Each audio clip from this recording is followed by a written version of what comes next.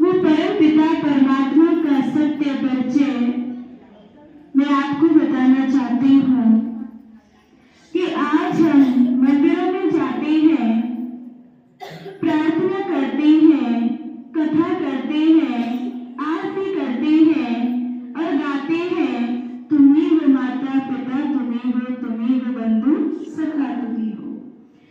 फिर दूसरी तरफ हम कहते हैं कि परमात्मा में हमारा ध्यान नहीं लगता, उसको हम किस तरह से याद करें, हमारा मन भटकता है। जब हम उसे माता पिता कह रहे हैं तो माता पिता को देख करके कोई बच्चा ये कहे कि मुझे विश्वास नहीं है कि आप मेरे माता पिता हो, मुझे आपकी स्मृति नहीं है, मुझे आपसे संबंध की महसूसता नहीं आती है, तो माता पिता को कैसा लगेगा।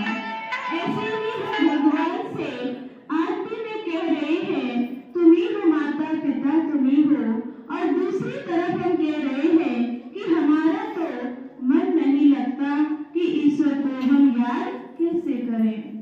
तो परमात्मा से हमने संबंध नहीं जोड़ा है, क्योंकि उसकी याद हमें तभी आएगी जब सबसे पहले हमें उसका परिचय होगा। परिचय में 5 बातें आती हैं। सबसे पहला है नाम। उसका नाम क्या है?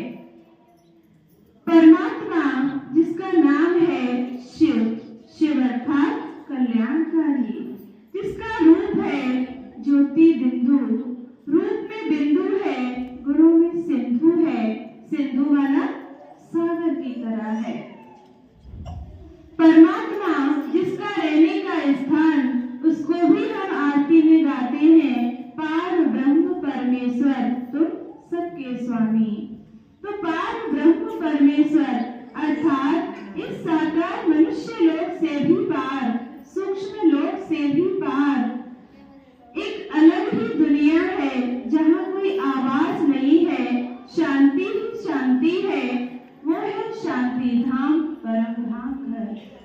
परमात्मा का कर्तव्य जब जब इस सृष्टि पर पाप, अन्याय, अत्याचार, भ्रष्टाचार बढ़ जाता है, तो इस सृष्टि पर आकर के पुनः सत्य धर्म की स्थापना करना, अर्थात ब्रह्मा के द्वारा नई सतयुगी सृष्टि की स्थापना, उस सतयुगी सृष्टि की पालना का कर्तव्य परमात्मा विष्णु जी द्वारा कराते हैं और शंकर जी द्वारा परमात्मा विनाश का कर्तव्य कराते हैं। इस तरह से परमात्मा इन तीनों देवताओं के द्वारा अपना कर्तव्य कराते हैं। और उसका आने का समय जब जब धर्म की ग्लानि होती है, अधर्म बढ़ता है और धरती पर से धर्म का नाश होने लगता है, तब तक परमात्मा सृष्टि पर आते हैं। तो इस तरह से उसको हम पहचानेंगे कैसे? कोई व्यक्ति का नाम तो चलो आपको पता चल गया, उसका घर भी उस कॉलोनी में है ये भी पता चल गया, लेकिन आप उसे पहचानेंगे कैसे? माना कि उसी नाम के वहाँ 2 व्यक्ति हो तो ऐसे ही परमात्मा की पहचान, जैसे डॉक्टर की पहचान उसके ज्ञान, गुण, उसके अनुभव के आधार पर की जाती है, तो परमात्मा की पहचान में भी 5 बातें आती हैं। सबसे पहली बात, परमात्मा उसे कहा जाएगा जो सर्वमान्य है, जिसको हर धर्म ने स्वीकारा हो। जैसे एक बच्चा है, घर में पिता उसको किसी नाम से बुलाता है तो माँ किसी नाम से बुलाती है, स्कूल में उसका कोई अन्य नाम होता है, लेकिन बच्चा एक ही है। तो ऐसे ही परमात्मा को कोई खुदा कहते हैं, कोई अल्लाह कहते हैं, कोई नूर कहते हैं, कोई परमेश्वर कहते हैं, लेकिन ईश्वर एक है और वो निराकार है। ये हर धर्म की आत्मा ने स्वीकार किया है। दूसरी बात, परमात्मा उसे कहा जाएगा जो सर्वोच्च है, सर्वश्रेष्ठ है, सर्वोत्तम है, जिसके लिए कहते हैं ऊंचा तेरा नाम, ऊंचा तेरा धाम, ऊंचा तेरा काम, ऊंचे से ऊंचा भगवान। परमात्मा, तीसरी बात, परमात्मा उसे कहा जाएगा जो सबसे न्यारा है,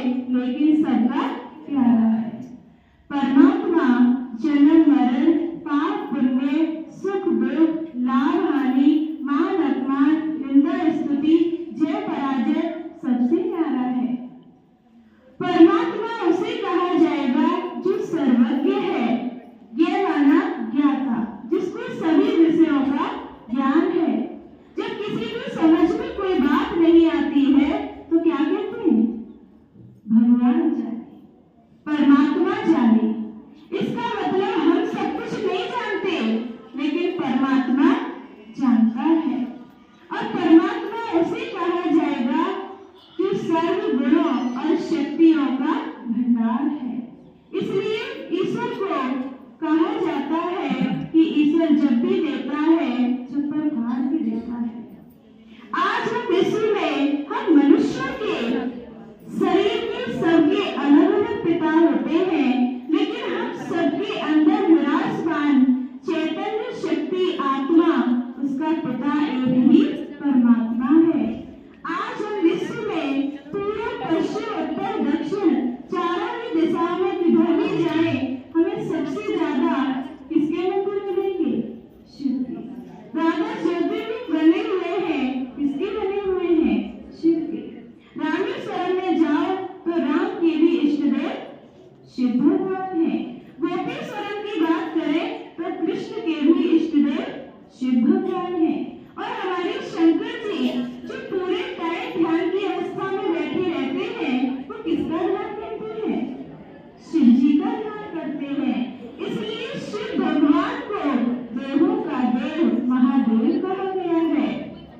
तो इसलिए मैं आपको एक कहानी के माध्यम से बताती हूँ कि एक बार एक राजा बहुत दान पुण्य करता था। तो एक भिखारी रोजाना भीख मांगता था। वो राजा सुबह 5 बजे डेली दान करता था। तो भिखारी के मन में प्रश्न उठा कि राजा के पास इतना कहाँ से आता है? लगता तो है ना कि कहाँ से आता है इनके पास। तो ऐसे ही उस भिखारी ने उस राजा का पीछा किया कि कौन सा ऐसा खजाना है जो इसका अब तक खाली नहीं हुआ। तो अगले दिन वो सुबह 4 बजे भी चला गया और उसने देखा कि राजा तो हनुमान जी की पूजा कर रहे हैं। उसने कहा, अरे ये राजा तो 4 बजे मांगता है और हम 5 बजे मांगते हैं, इसका मतलब ये राजा भी भिखारी है। फिर उसने सोचा कि हनुमान जी के पास कहां से आया। मैंने थोड़ी देर और बैठ जाए। अब फिर उसने आगे देखा कि रामेश्वरम में दिखाया गया है कि राम जी शिव जी की पूजा कर रहे हैं। तो सबसे बड़े कौन हुए?